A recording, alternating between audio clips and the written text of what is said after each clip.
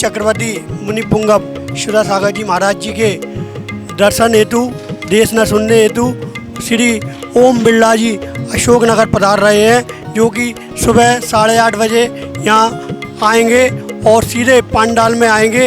1.5 घंटे की देशना सुनेंगे। इसके बाद उनका भोजन होगा। बस इसी के साथ जय जिनेंद्र।